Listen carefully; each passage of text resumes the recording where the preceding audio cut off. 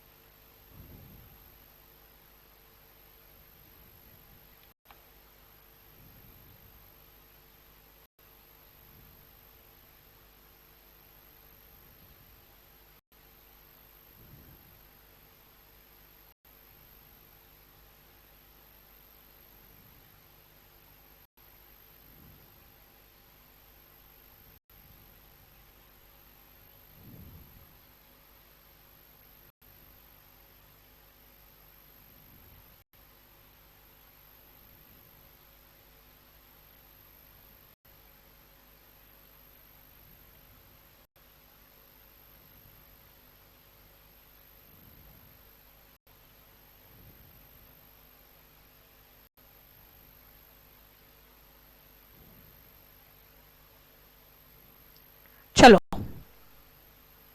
शुरू करें। Please repeat. क्या बेटा, क्या रिपीट करना है?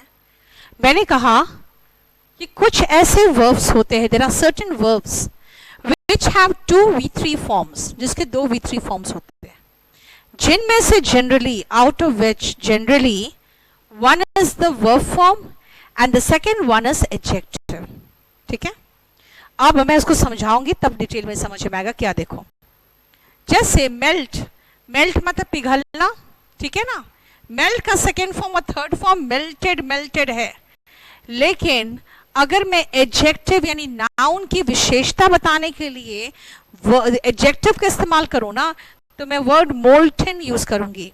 अब एक बात बताऊं, जो ज्वालामुखी से निकलता है उसको हम मेल्टेड लावा कहते हैं कि मोल्टन लावा कहते हैं? खुद ही कहेंगे ना, मोल्टन लावा कहते हैं। क्यों कहते हैं? लावा की विशेषता बताने वाला शब्द कौन है? एडजेक्टिव चाहिए। नाउन की विशेषता एडजेक्टिव बताता है, तो मोल्टन वर्ड यूज करते हैं। समझ में आया? नेक्स्ट आओ लोड। लोड मतलब लदाना। अब लदाना इज लोड, तो लोड, लोडेड, लोडेड। लेकिन लेडन का मतलब लदा हुआ होता है। लेडन का मतलब जो पहले से लदा हुआ हो या पूरा कंप्लीट उसी से भरा हुआ है ना। जैसे आपने कहा था ना कि एडजेक्टिव पार्टिसिपल की बात करूं, यानी अगर मैं कहूं शिप लेडन विथ फ्रूट्स, इसका मतलब वही हुआ ना, the ships that were loaded with fruits. तो वही हुआ the ship laden with fruits. तभी तो कहते हैं ना फ्रूट लेडन ट्रीज, यानी कि लदा हुआ वृक्ष, फलों से लदा हुआ वृक्ष। दिस मीन्स क्या? लोड का मतलब लदाना और लदा हुआ होना इज एडजेक्टिव। प्रूव। अब सीधा मीनिंग लिखते चले जाओ, क्योंकि अब मैं आपको इसका बनाऊंगी सेंटेंसेस। प्रूव इज साबित करना, श्रिंक सिकुड़ना, शेयर और शेव दोनों का मतलब होता है पूरा बाल काटना यानी मूंडना। शेयर का मतलब होगा बाल काटना, मूंडना। ठीक है, शेव का मतलब तो जानते ही हो। गेट का मतलब पाना, ड्रिंक पीना। सिंक, कोई नॉन लिविंग का डूबना होता है ना, वो सिंक होता है। इसे डूबना लिख देना और दिखाना नॉन लिविंग का। और बेंड, मोड़ना। बस पहले तो ये मीनिंग जान लो, सबका मीनिंग। अब सेंटेंस बनाएंगे।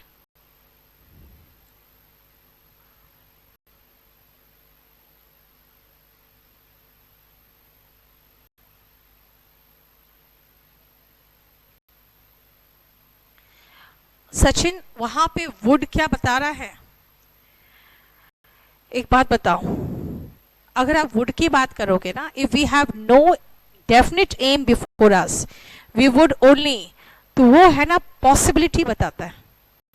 ठीक है, पॉसिबिलिटी बताएगा। लेकिन अगर जनरली क्या होता है ना, प्रेजेंट टेंस के सेंटेंस की बात करते हैं ना, तो हम लोग वुड को अवॉइड करते हैं, मे लगा देते हैं, ठीक है, क्योंकि वुड का बहुत सारा यूसेज है ना, इसीलिए। चलो बोलो, इसमें कोई प्रॉब्लम समझ में आ गया? जो मेल्टेड है वर्ब का थर्ड फॉर्म है, एडजेक्टिव जो है वो ये फॉर्म्स है। लेकिन एडजेक्टिव कैसे पता चलेगा आपको एडजेक्टिव लगाना है? एडजेक्टिव इसलिए पता चलेगा आपको लगाते वक्त क्योंकि आपको खुद महसूस होगा किसी नाउन या प्रोनाउन की विशेषता बता रहा है, वो किसी एक्टिव पैसिव वॉइस में टेंस वेंस का नहीं है। चलो सेंटेंस लिखो तो जरा, आप सुनो। मैं आपको ज्यादा उलझाना नहीं चाहूंगी, मैं V3 लगाऊंगी, इसको तो आपको याद कर लेना। मैं आपको इसका डिफरेंस बताऊंगी V3 का और एडजेक्टिव का। तो मैंने आपको कहा था ना कि V3 का इस्तेमाल एक्टिव वॉइस में हैज हैव हैड के बाद आता है, और पैसिव वॉइस में तो बी का कोई भी फॉर्म आ जाएगा, is am are was were being been कुछ भी, और वर्ब का थर्ड फॉर्म। तो पैसिव वॉइस उतना जल्दी क्लियर नहीं हो पाएगा, इसलिए मैं क्या करूंगी ना, ज्यादा मेरी कोशिश रहेगी हैज हैव हैड लगा के सेंटेंस देने का। ठीक है, लिखो तो।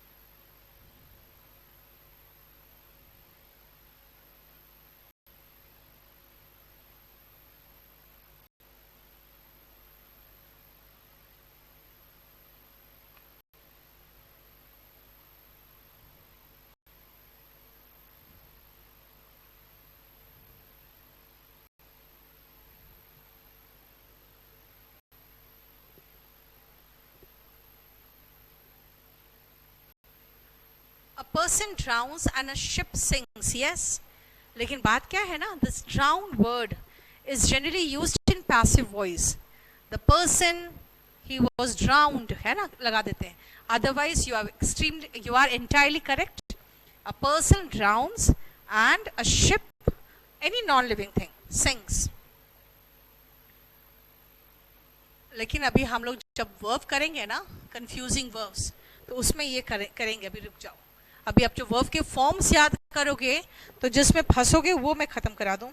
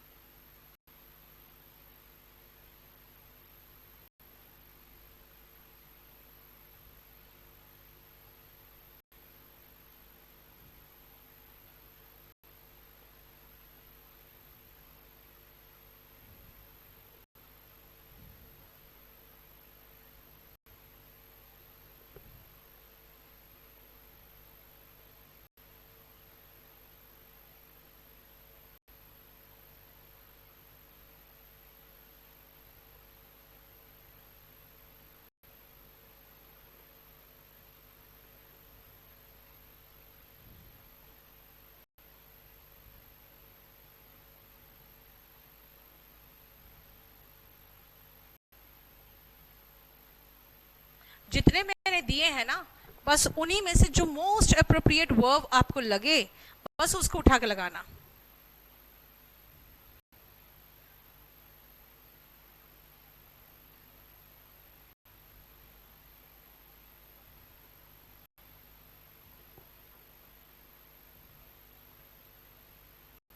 पहले 10 सेंटेंसेस करो, उसके बाद आगे देंगे।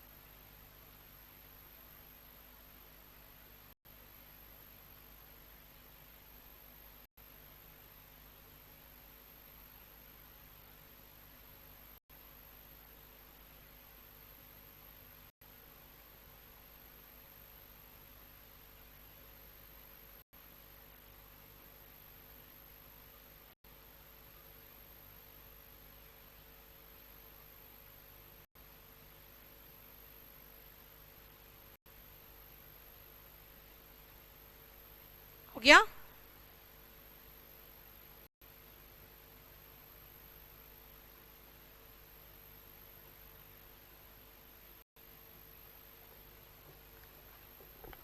देखो सुनो ध्यान से। द बटर, क्या पूछ रहे हो? Shouldn't it be communication in the six sentence? No, सही है। चलो, द बटर हैज, देखो हैज के बाद वर्ब का थर्ड फॉर्म चाहिए तो मेल्टेड होगा। लेकिन मैं इस लावा जो वोल्केनो से निकलता है लावा, उसकी विशेषता बताना चाह रही हूं मैं, तो मैं मोल्टन लगा रही हूं। देख लो, एडजेक्टिव के रूप में मोल्टन। पेड़ फलों से लदा हुआ था, लदा हुआ वॉज लेडन, एडजेक्टिव फॉर्म है। और दे डैश द ट्रक, तो लोड, लोडेड, लोडेड, मैंने सेकेंड फॉर्म लगा के दिखा दिया आपको इसमें थोड़ा सा। आई हैव प्रूव्ड, वर्ब के बाद थर्ड फॉर्म चाहिए प्रूव्ड। लेकिन it is a dash fact, कैसा फैक्ट है? तो हमें एडजेक्टिव चाहिए कि ये ऐसा फैक्ट है जो साबित हो चुका है, प्रूवन फैक्ट, कि जो इंसेक्ट्स है वो भी कम्युनिकेट करते हैं, वो भी आपस में संचार करते हैं, है ना? वर्ब है ये। द ड्रेस हैज, सिकुड़ गया है ड्रेस, श्रिंक, श्रैंक, श्रंक, और उसके जो सिकुड़े हुए यानी धसी हुई आंखें हैं वो बता रही है कि वो बीमार है, उसकी इलनेस को उजागर कर रहा है। ह श्रिंक, श्रंक, श्रंक, श्रंकन, क्योंकि ये नाउन की विशेषता बता रहा है इसलिए एडजेक्टिव है। They have dash the sheep, पता है ना शीप के पूरे बाल काट दिए जाते हैं, दे हैव शेयर्ड। और वैसे ही शीप जिनके बाल कटे हुए हैं अब उनको चारागाह ले जाया जा रहा है, तो मैं उस शीप की विशेषता बताने के लिए एडजेक्टिव लगाऊंगी, तो नाउन की विशेषता शोन बताया। बोलो, कोई प्रॉब्लम नहीं?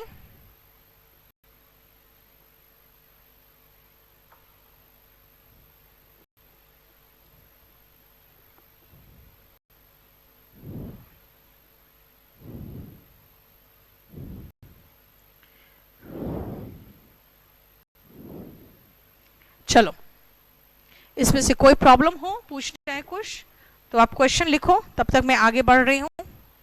और उतारो आप क्वेश्चंस पहले।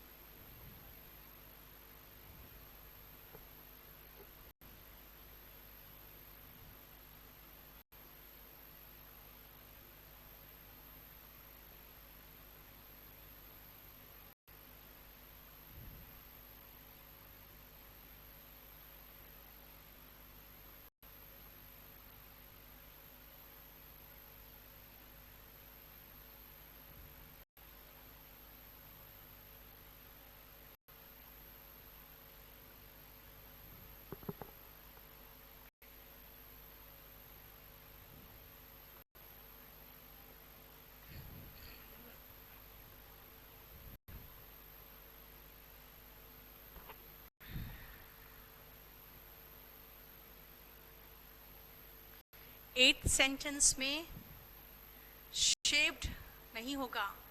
आप देखो 8th और 9th की बात करोगे, अगर शीप की बात करोगे ना, तो शीप की बात करोगे तो शेवन होना चाहिए ना यार।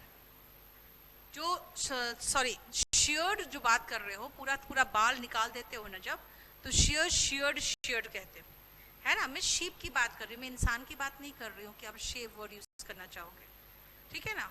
तो जो शोन शीप मतलब जो पहले ऑलरेडी उसको से शेव कर दिया गया था, पूरी तरह से बाल मुड़ दिया गया था, उन शीप की बात कर रहे हैं, तो शोन शीप होगा।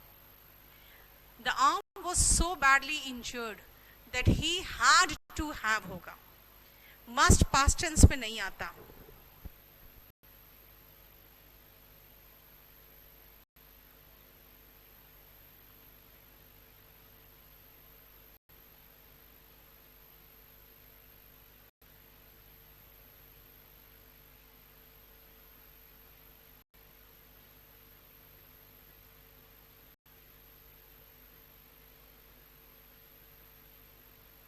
चैप्टर से बाहर जाने से क्या होता है ना कि फिर स्टूडेंट्स डिस्ट्रैक्ट होते हैं।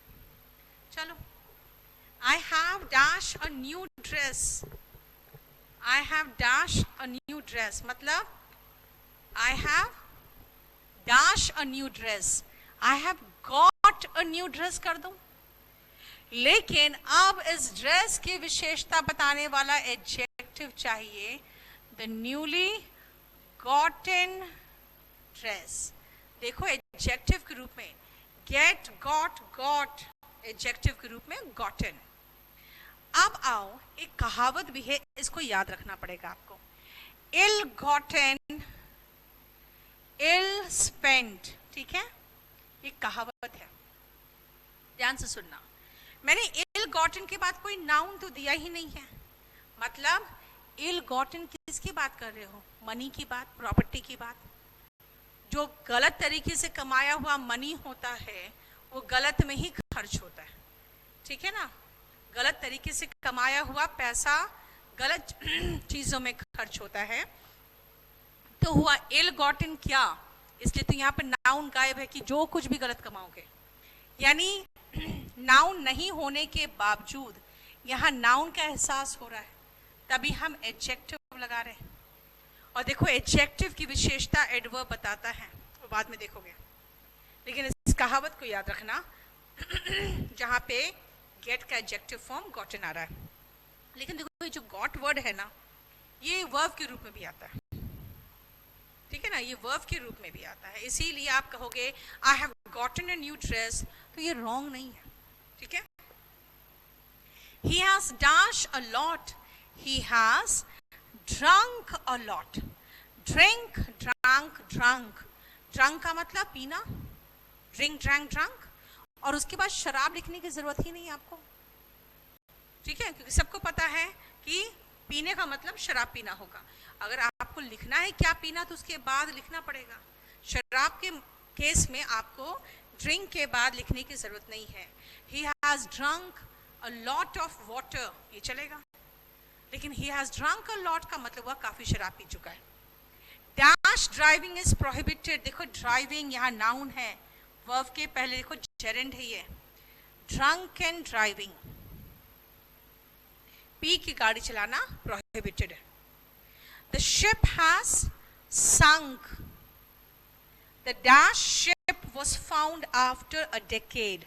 The sunken ship, डूबी हुई जहाज, है ना, नाउन के पहले आ रहा है, तो देखो एडजेक्टिव के रूप में आ रहा है। बोलो, he has dashed the rod, bent, मोड़ दिया है रॉड को। और वो अपने मुड़े हुए नी यानी घुटनों पर जब आप गिरते हो ना, तो उसका एडजेक्टिव फॉर्म है बेंडेड, ठीक है। जब घुटनों पर बैठते हैं तो बेंडेड नी पर, वो दया की भीख मांगा। बोलो, कोई प्रॉब्लम, एनीवन?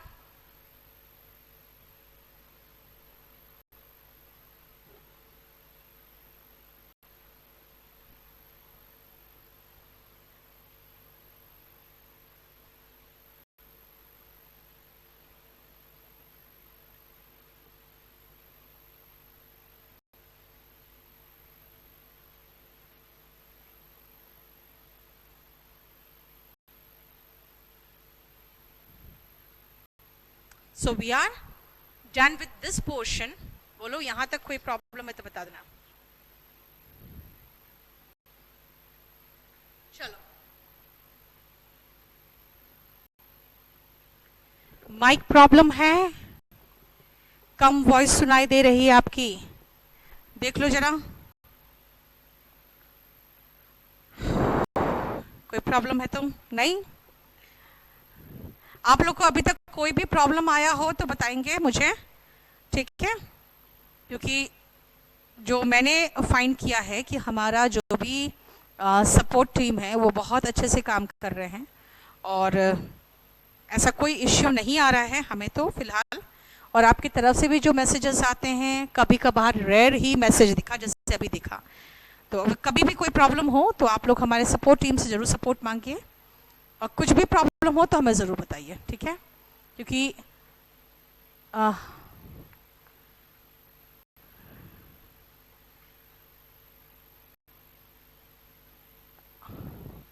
देखो जरा, उसका प्रॉब्लम कुछ है तो देखो।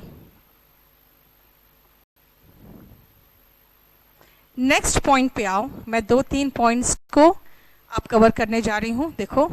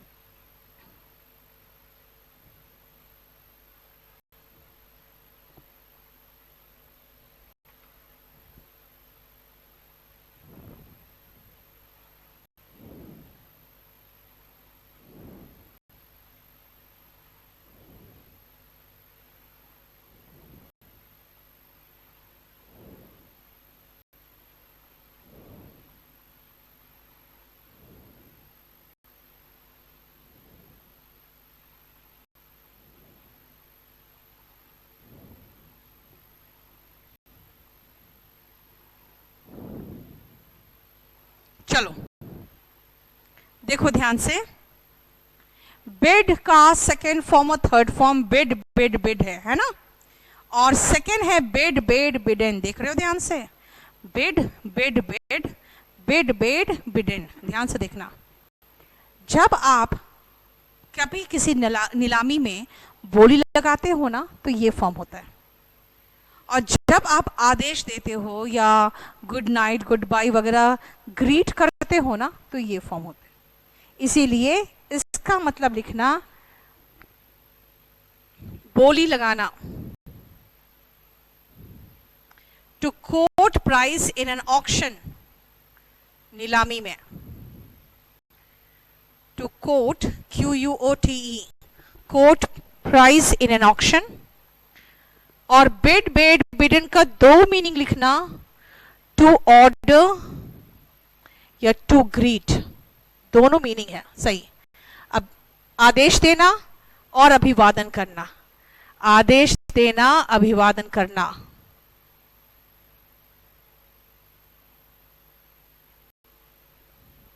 यस प्रमोद, सपोर्ट टीम काफी अच्छा काम कर रही है, लेकिन बाकी बहुत सारे लोग हैं बाजार में। सबसे पहले हम जैसे आए वैसे उन लोगों ने अपने प्राइस को तो लो कर दिया, इसलिए बहुत सारे लोगों को तो हमें थैंक्स बोलना चाहिए कि जैसे हम बाजार में आते हैं सब डर जाते हैं। और आज मुझे बार बार यही मैसेज आ रहा है कि मैम आपके प्रॉब्लम्स है देख लो, तो मैं समझ रही हूँ कि अगर प्रॉब्लम होता है तो बच्चे तो मुझसे जुड़े हुए हैं, तो मैनी पीपल आर एप्रीहेंसिव कि अगर मैं लाइव में कामयाब हो गई तो उनको प्रॉब्लम होगा। सेकेंडली मैंने देखा है बहुत सारे अच्छे टीचर्स हैं जिनको लाइव में आने में बहुत डर लग रहा है कि लोग मेरा चुरा लेंगे, है ना, टीचर्स को लगता है लोग मेरा चुरा लेंगे। सबसे मेन चीज है जो हम नॉलेज एक्वायर किए हैं, आधा नॉलेज तो बच्चे ही बता देते हैं कि मैडम ऐसे हो सकता है क्या, तब दिमाग चलता है। दूसरी बात है कि हम लेके मर जाए, उससे अच्छा है कम से कम हम यूनिवर्सली बांट के मर जाए। मैंने इन लोगों को ये भी कहा है कि मेरी रिकॉर्डिंग सेव करके रखना, ताकि बाद में ट्रेनिंग में भी काम आए आपको टीचर्स के, क्योंकि हम रहे या ना रहे केडी कैंपस तो रहेगा ही। तो इसीलिए वहां पे ट्रेनिंग के लिए कम से कम ये रिकॉर्डेड भी हो, ताकि बच्चे भी बेनिफिटेड हो और हमारे टीचर्स भी ट्रेंड हो। तो बहुत लोग हैं जिनको बहुत प्रॉब्लम्स होते हैं हमारे से। चलो अब देखो, बोली लगाना नीलामी में, और जो बिडन है, ऑर्डर करना या ग्रीट करना। अभी मैं इसके सेंटेंसेस आपको दूंगी, लेकिन जानते हो आप जब मेरियम वेबस्टर डिक्शनरी देखोगे ना, तो ड्रीम का ड्रीम्ड भी देखोगे, और लर्न का LEARNED भी देखोगे। देखो, हम ब्रिटिश और अमेरिकन इंग्लिश में थोड़ा सा फर्क है। हम ब्रिटिश ज्यादा इन फॉर्म्स को इस्तेमाल करते हैं वर्ब के रूप में, टी वाले को, है ना। मैं सिर्फ इसमें बता रही हूं आपको, एग्जाम आया हुआ इसीलिए ड्रीम्ड लगा के दिया, फिर ड्रेम्ड कर दिया। ब्रिटिश ड्रेम्ड को यूज करता है, ड्रीम्ड को नहीं। लर्न्ड याद करना, और लेकिन पढ़ा लिखा जो होता है ना वो लर्नेड होता है। इसी लर्न का मतलब लिख दो याद करना, और लर्नेड का लिखो पढ़ा लिखा।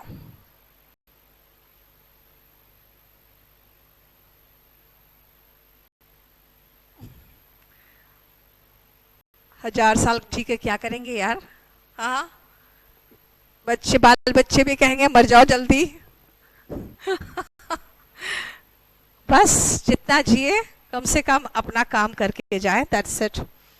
सुनो, अब इन पे आपको क्वेश्चंस बनाना है, जरा बनाइए तो। यूज करना सीखो।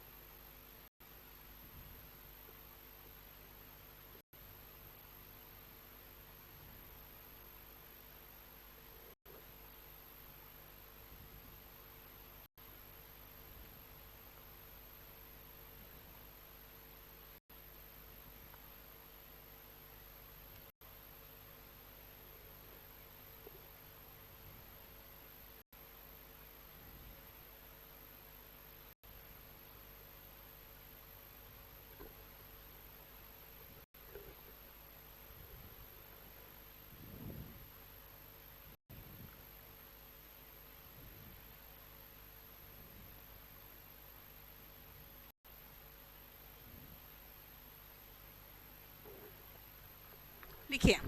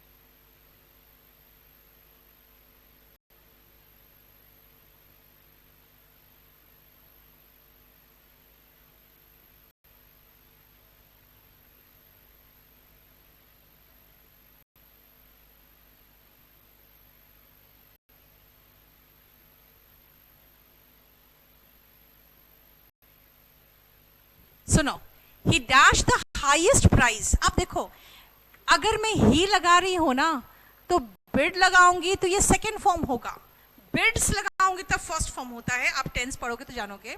अब अगर मैं कहूं उसने सबसे हाईएस्ट प्राइस को बिड किया था, यानी कि उसने उसका बोली लगाया था, तो ही बिड द हाईएस्ट प्राइस। समझ में आया? अब आओ सेकेंड में, उसने मुझे आदेश दिया रूम से निकल जाने के लिए। मैं पास्ट टेंस की बात कर रही हूँ, ठीक है ना। प्रेजेंट टेंस में तो देखो ना, बिड का बिड ही है ना दोनों का।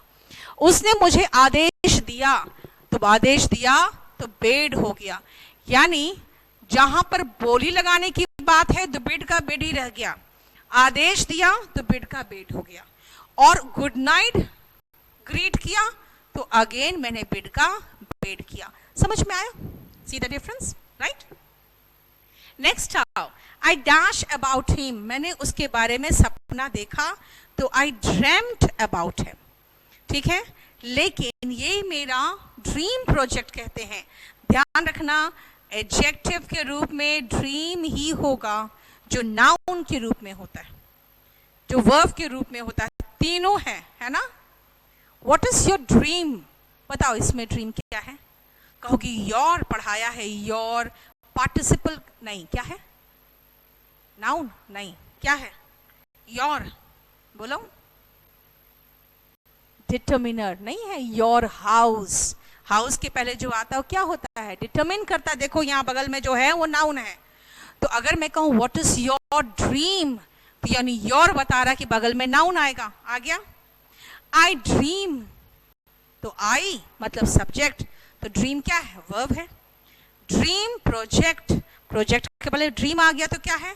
बोलोगे प्रोजेक्ट मतलब किसी चीज का नाम, और नाम के पहले आया तो एडजेक्टिव, राइट? नेक्स्ट आओ, I have dash it by heart. By heart मतलब पूरे अच्छे से, तो मतलब रट लिया है मैंने, तो I have learned it. T लगा, LEARNT, ठीक है, लर्नड इट। और जो काउंसिल थे यानी कि वकील थे, उन्होंने केस आर्ग्यू किया, तो काउंसिल के पहले मुझे चाहिए तो एडजेक्टिव चाहिए ना। लर्नड काउंसिल जनरली कहते हैं, the learned council, the learned जज, यानी जो पढ़ा लिखा है, जो नॉलेजेबल है, उसको हम लर्नड कहते हैं, ठीक है। बोलो, कोई प्रॉब्लम? क्वेश्चन पूछ लिया काफी आप लोगों ने। रुको रुको, डोंट से, रुको। After hoisting the flag to inaugurate the sports meet, the chairman gave a long speech. सुनो, आफ्टर के बाद जो होता है ना बेटा, आफ्टर के बाद हमेशा वर्ब ING फॉर्म में होगा, और वो जो है ना जेरेंड होता है, ठीक है। Next is what is MEA? क्या MEA के बारे में क्या पूछ रहे हो आप? मिनिस्ट्री ऑफ एक्सटर्नल अफेयर्स के बारे में पूछ रहे हो कि आप कुछ? पता नहीं समझ में आया। चलो, समझ में आ गया। So we are done with जो कंफ्यूजिंग। और जानते हो इसमें सबसे बड़ा पंगा क्या है ना, कि भाई ड्रीम का ड्रीम्ड भी फॉर्म है दिया हुआ, और ड्रीम का ड्रीम्ड फॉर्म भी दिया हुआ। ये सबसे बड़ा पंगा है, तो इसीलिए आपको बताना पड़ता है, ठीक है।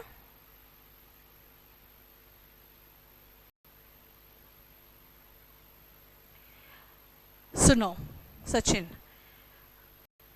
सबसे पहले एक चीज याद रखना कि आप वहीं पर लूज कर जाते हो ना जहां डीमोटिवेटेड होते हो, वहीं लूज कर जाते हो। इसे सबसे पहले जान लो कि आप तैयारी कर रहे हो। और सचिन, सच फ्रैंकली बताएं, आप लोग जैसे हम लोग को ये फैसिलिटी नहीं मिला हुआ था। आपको मैं सटीक वही पढ़ा रही हूँ जो एग्जाम में आता है, ठीक है। इसीलिए IIT वालों से जरा बात करके देखो, वो इंग्लिश बोलेंगे, फ्लुएंट इंग्लिश बोलेंगे, लेकिन कई जगह पे वो मिस्टेक करेंगे, वो ग्रामर की मिस्टेक जो आप जानते हो कि मिस्टेक है। इसीलिए डिसहार्टन मत हो, आपकी तैयारी सटीक हो रही है, ठीक है।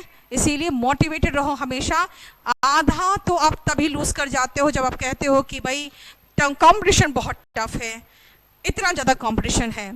यार 10 साल के बाद आपके जो बच्चे होंगे ना, वो आपके बहाने नहीं सुनेंगे, वो भी कहेंगे कि पापा है ना बहुत कहानियां सुनाते हैं।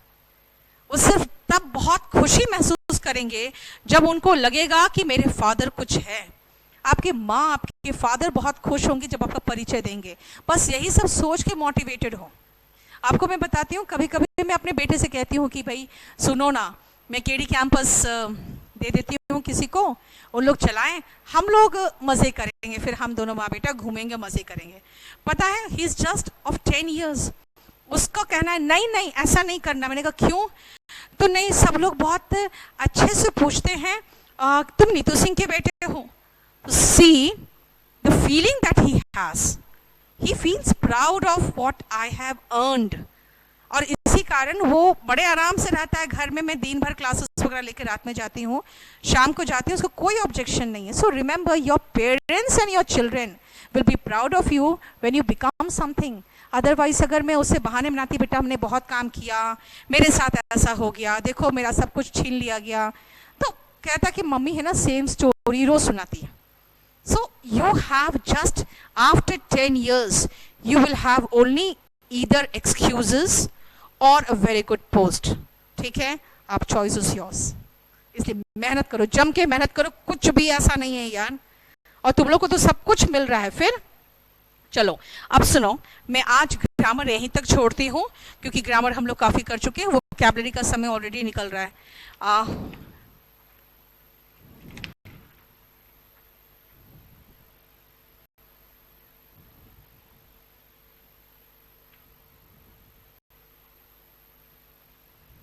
चलिए सेकंड में आइए।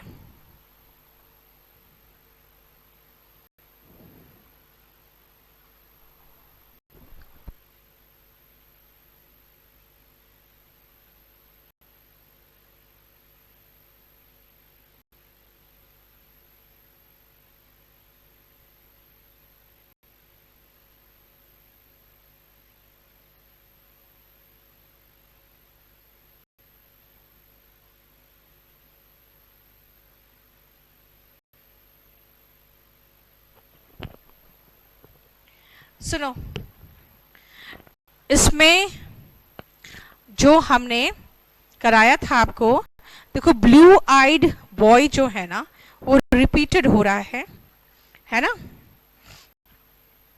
और once in a blue moon, इसका मैं बता दूं कि थोड़ा सा रिपीट हो जाएगा।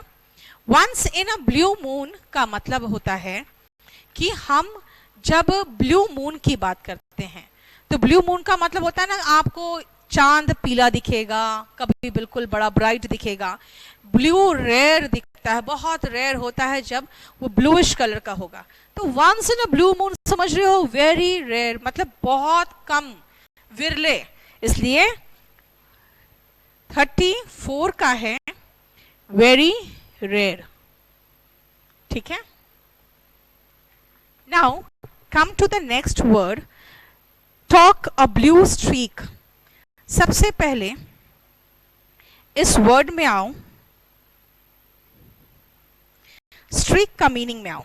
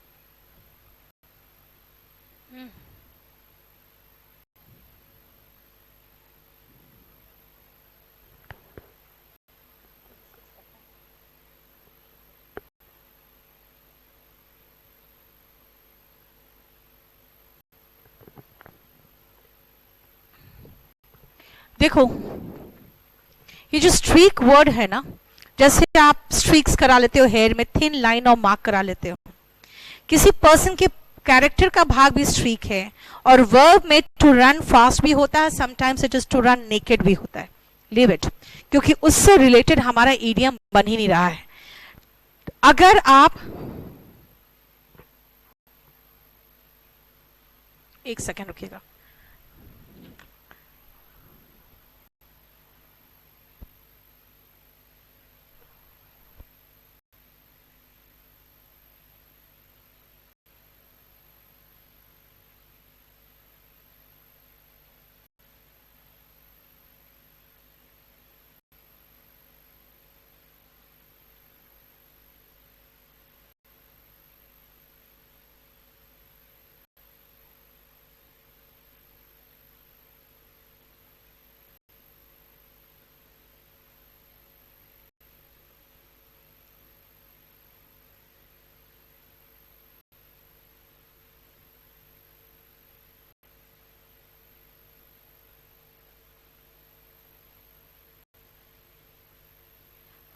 मुझे लगता है मैंने आपको 28 तक कराया था, 29 से बचा हुआ था मैं।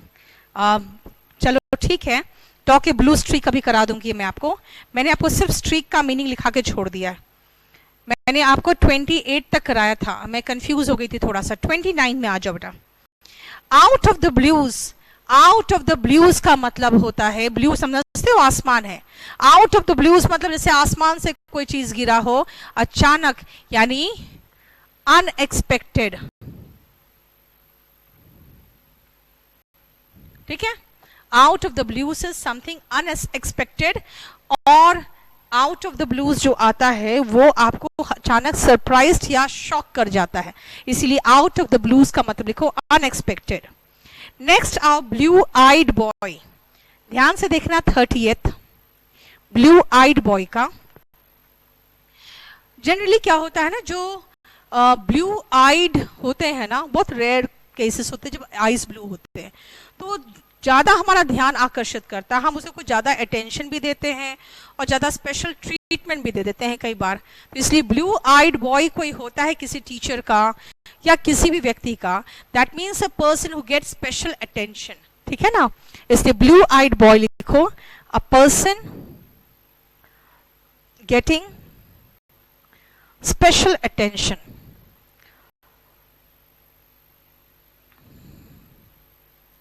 ठीक है, person getting special attention. Next आओ फीलिंग ब्लू। अब देखो ये जो फीलिंग ब्लू होता है ना, उस समय क्या होता है, एक तो जो ये ब्लू वर्ड है ना, हमेशा डिप्रेशन, नर्वसनेस उससे रिलेटेड वर्ड है।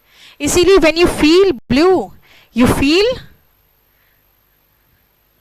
डिप्रेस्ड और नर्वस।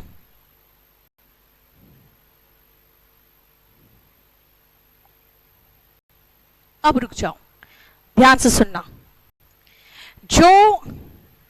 ये जो रेड है ना, रेड कलर एंगर दर्शाता है, इसलिए कहते हैं ना रेड विथ एंगर। रेड आपको फाइनेंशियल लॉस भी दर्शाता है, ठीक है, और रेड डेंजर भी दर्शाता है। फाइनेंशियल लॉस की बात मैं क्यों कर रही हूं, क्योंकि जब आप बैंक्स में मैनेजर की सीट पे बैठ के देखोगे ना, तो कहते हैं जिनके कंपनीज बहुत घाटे में है, जिनके बहुत चेक्स बाउंस किए हुए हैं, उस कंपनीज को वो लोग रेड में शो करते हैं ताकि कोई दूसरा बैंक उसको लोन ना दे। ठीक है, तो इसीलिए जो रेड है वो फाइनेंशियल लॉस को भी दर्शाता है, और डेंजर तो पता ही है। अब आओ, ये जो वर्ड ब्लू है ये डिप्रेशन को दर्शाता है। ठीक है, जैसे ग्रीन है, ग्रीन ईर्ष्या को, एनवी को दर्शाता है। तो हमारे अलग अलग वर्ड्स यूज करते हैं हम लोग, green with envy, red with anger. ठीक है, ये समझ जाओ। नेक्स्ट आओ 32 आउट ऑफ द ब्लू, मुझे लगता है रिपीट हो रहा है, 32 भी रिपीटेड है एंड ब्लू आइड बॉयज के बाद भी रिपीटेड है। फिर मैंने 34 कहा था, once in a blue moon, इसका मतलब very rare. Now talk a blue streak, remember इसमें कोई मीनिंग इससे रिलेटेड नहीं है स्ट्रीक का। इसका मतलब होता है कि you go on talking on and on and on and continuously without stopping, then you really talk a blue streak. इसका मतलब लिखो, टू टॉक continuously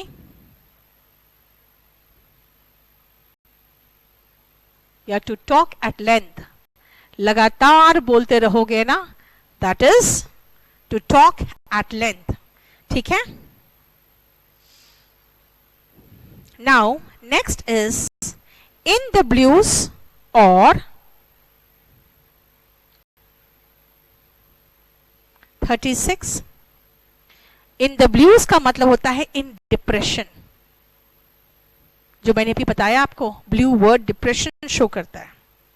ठीक है। नेक्स्ट आओ ब्लू कॉलर जॉब। पहले आप दो वर्ड लिखिए, white collar job and blue collar job. White collar job भी कहीं लिख लो।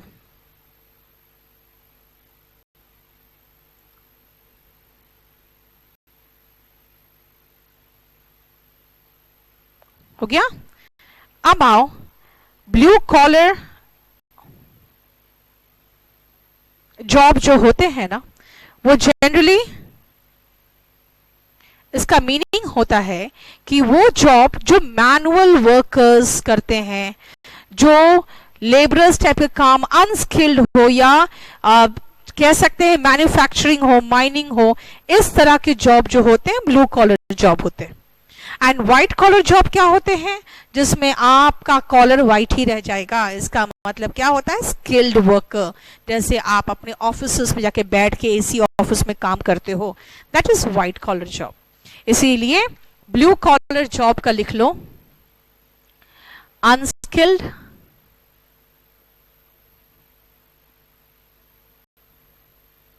वर्क, मतलब generally of mining, construction etcetera. And white collar job लिखो, skilled work.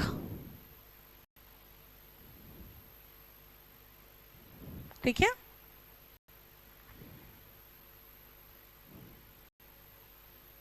Between the devil and the deep blue sea, between the devil and the deep blue sea, आगे कुआं पीछे खाई, मतलब आप बीच में फंसे हो, एक तरफ राक्षस खड़ा है और एक तरफ डीप ब्लू सी है जिसमें डूब के मर सकते हैं। इसका मतलब when you have no choice and both the alternative, दोनों तरफ के रास्ते आपके लिए बंद हो, लिख लो।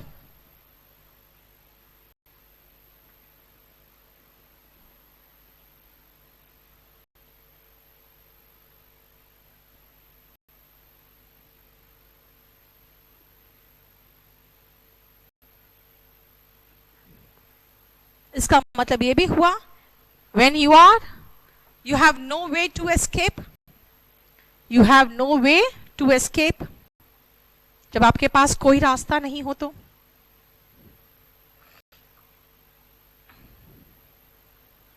ठीक है।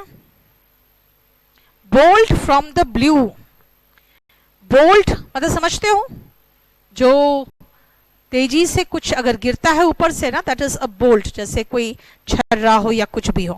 फ्रॉम द ब्लू यानी कि आसमान से, यानी कि some shock and that is unexpected, है ना। इसीलिए लिखो, bolt from the blue is unexpected shock.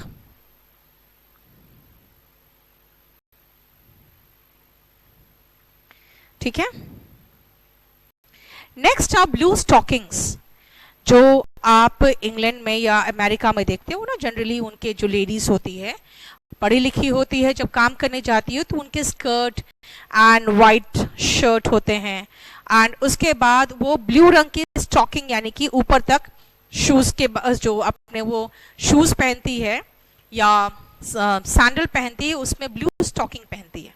तो ये जो ब्लू स्टॉकिंग वर्ड है ना, बीच में जिस समय वहां पे महिलाओं का उत्थान ही चल रहा था, तो थोड़ा सा मजाक के सेंस में मर्द यूज करते थे ब्लू स्टॉकिंग उन महिलाओं के लिए जो पढ़ी लिखी होती थी और जो जानकारी रखती थी, क्योंकि उनको वो एक सेक्सिस्ट रिमार्क था ये उस समय।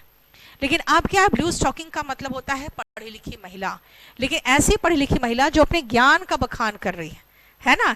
इसलिए ब्लू स्टॉकिंग इज अ पेडांटिक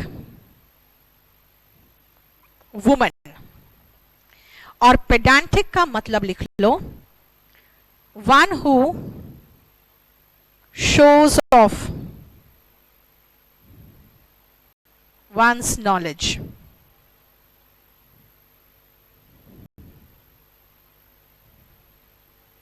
पेडांटिक जो अपने नॉलेज को का शो ऑफ करता है वो पेडांटिक होता है। ठीक है, चलो आज इतना रहने देते हैं। Thank you so much.